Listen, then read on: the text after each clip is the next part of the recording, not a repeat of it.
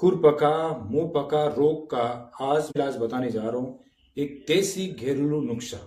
दोस्तों, एफएमडी रोग जो खुरपका मुंह पका रोग है वो एनिमल के लिए बहुत ही डेंजर रोग होता है। यहां तक इसमें वैसे पशु की मौत तो नहीं होती, लेकिन नुकसान बहुत ज्यादा होता है। और दोस्तों, ये साल में रोग 2 बार आता है, लेकिन अक्सर हमने देखा है कि ये पूरी साल एनिमल में देखने को मिलता है। चाहे छोटा पशु हो, चाहे बड़ा पशु हो, चाहे गाय हो, भैंस हो, बकरी हो, ये सभी के अंदर ये रोग आता है। तो इस वीडियो के अंदर हम जानेंगे इस रोग का क्या समाधान है और ये रोग क्यों होता है और इसके क्या लक्षण है। तो इस वीडियो के अंदर बने रहिए। अब जानेंगे जो खुरपका मुंह पका रोग है वो क्यों होता है, इसका क्या कारण है।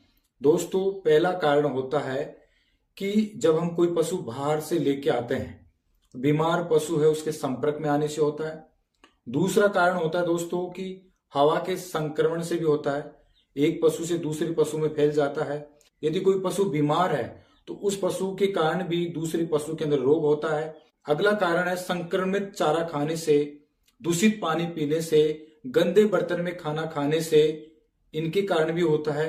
दूध के कारण भी होता है। नाक के अंदर यदि स्राव हो रहा है उसके कारण भी रोग होता है। ये बहुत सारे कारण है। और यदि आप अपने एनिमल को टीकाकरण नहीं करते हैं और जिन एनिमल के अंदर ये आ गया तो दूसरे एनिमल के अंदर भी ये चला जाता है, दूसरे पशुओं के अंदर भी चल जाता है। तो ये इस एफएमडी रोग के कारण है कि क्यों होता है। अब जानेंगे कि जब एफएमडी रोग हो गया तो हम इसकी पहचान कैसे करें, इसके क्या लक्षण है, इस रोग के लक्षण क्या है। तो शुरुआत में क्या होता है कि 2 से 6 दिन में ये रोग सामने आ जाता है।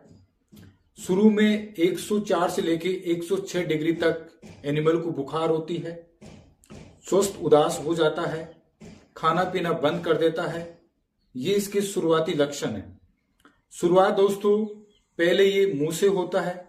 यदि मुंह की बात करें तो मुंह से लार टपकना, मुंह में छाले हो जाना, मसूड़ों में छाले हो जाना, मुंह के अंदर से जख्म हो जाना और चारा खाने में दिक्कत होना।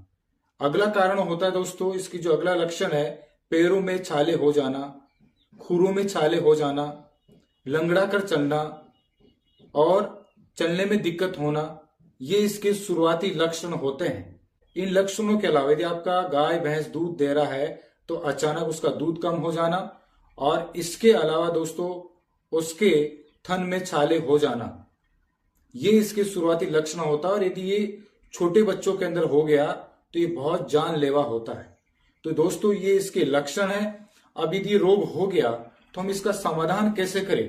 दोस्तों, शुरुआत में क्या होता है कि आपको इसके समाधान के लिए आपको विशेषकर साफ सफाई का विशेष ध्यान रखना है। और मार्केट में जो लाल दवा मिलती है उस लाल दवा का छिड़काव उनके पैरों पर करना है, यानी उसके पैरों को धोना है, मुंह को धोना है, साफ सफाई का ध्यान रखना है। बीमार पशु है तो उसको थोड़ा दूर रखना है, एक बीमार पशु दूसरे पशु के संपर्क में नहीं आए। यदि बीमार पशु हो रहा है जिसको एफएमडी रोग हो गया तो उस एनिमल के लिए अलग से पानी की व्यवस्था रखो, अलग से पीने का पानी रखो ताकि दूसरा पशु बीमार ना हो, अलग से उसकी व्यवस्था रखो और सुपाच्य उसको चारा खिलाओ। इसके अलावा दोस्तों एक बहुत ही शानदार एक देसी नुस्खा और बताने जा रहा हूं। यदि जिन पशु के एफएमडी रोग हो गया तो उनके लिए मैं एक बहुत ही यूनिक नुस्खा आपको बताने जा रहा हूं। तो नोट कर लीजिए दोस्तों वो क्या नुस्खा है। तो सबसे पहले आपको क्या करना है कि 100 ग्राम आपको लेके आना गंधक, 100 ग्राम लेके आना दोस्तों गेरू, जिसको लाल मिट्टी बोलते हैं। ये भी एक औषधि होती है। जब पंसारी की दुकान पर जाओगे तो आपको ये आसानी से मिल जाएगी। 100 ग्राम रसोद लेना है। ये भी आपको मार्केट में मिल जाएगी, पंसारी की दुकान पर मिल जाएगी रसोद। बाकी हमने इसके दूसरे नाम भी स्क्रीन पर लिख रखे हैं। 100 ग्राम सूखी हुई नीम के पत्ते लेना है और 100 ग्राम सफेद फिटकड़ी का पाउडर लेना है और 100 ग्राम आपको लेना हल्दी पाउडर। यानी टोटल 6 प्रकार की जड़ी बूटी हो गई। इन सभी को कूटना है, पाउडर बनाना है और एक जगह रख लेना है। उसके बाद में क्या करना है कि बड़ा पशु है, जिस पशु के रोग हो रहा है, तो 50 ग्राम इन सभी सामग्रियों में से लेना है और गुलकंद या गुड़ के अंदर मिला के आप अपने एनिमल को खिलाना शुरू कीजिए। एक टाइम देना है, सुबह शाम कभी भी आप दे सकते हैं। गुलकंद आप 50 से 100 ग्राम ले सकते हैं। यदि गर्मी का मौसम है, ग्याबिन पशु है तो आप गुलकंद यूज कर सकते हैं। यदि आपका एनिमल ग्याबिन नहीं है और सर्दी का मौसम है तो इसमें गुड़ के अंदर मिला के ये देना शुरू कीजिए और जब तक आप इसको देते रहोगे ठीक हो जाएगा। और इसके अलावा दोस्तों आपको समय समय पर टीकाकरण वैक्सीन आपको करानी चाहिए। वैक्सीन कराने से इस रोग से हम अपने एनिमल को बचा सकते हैं। दोस्तों जब ये रोग होता है तो बहुत नुकसान होता है, सबसे ज्यादा उन एनिमल पर होता है जो एनिमल दूध दे रहे हैं, उनका दूध कम हो जाता है, दूध सूख जाता है, शरीर कमजोर हो जाता है कि कई दिन तक खाना पीना बंद कर देता है। इसलिए समय रहते हुए आप अपने एनिमल का ध्यान रखिए और विशेषकर साफ सफाई का ध्यान रखिए। दूषित खाना नहीं देना है, दूषित पानी नहीं पिलाना है।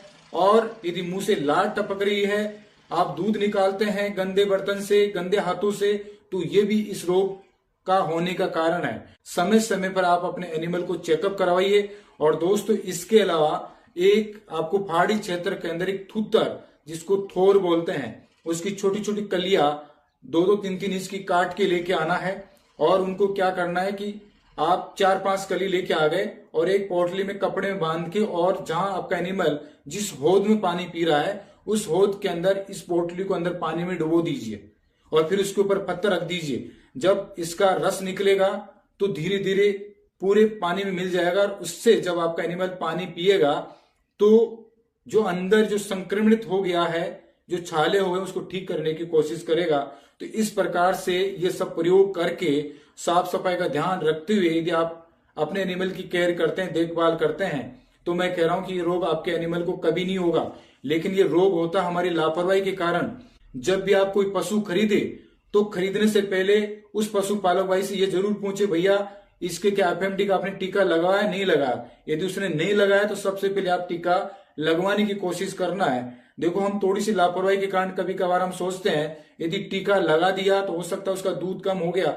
लेकिन दोस्तों मैं आपको कहना चाह रहा हूं कि अभी आप दूध के बारे में सोच रहे हैं, जब ये रोग हो जाएगा तब तो उसका दूध चला जाएगा और कमजोर हो जाएगा। और जब भी ये दोस्तों ये रोग हो जाता है तो आप अपने एनिमल को सॉफ्ट खाना खिलाइए, हरा चारा खिलाइए, दलिया वगैरह खिलाइए, हार्ड चारा न दे, क्योंकि मुंह में जब छाले हो जाते हैं दोस्तों तो पशु को बड़ी तकलीफ होती है। तो इन कुछ बातों का ध्यान रखना है। बाकी आपको फिर भी किसी प्रकार का डाउट हो तो आप हमें कमेंट्स कीजिए और इस वीडियो को हर किसान भाई तक शेयर कीजिए ताकि आपको फायदा मिल सके।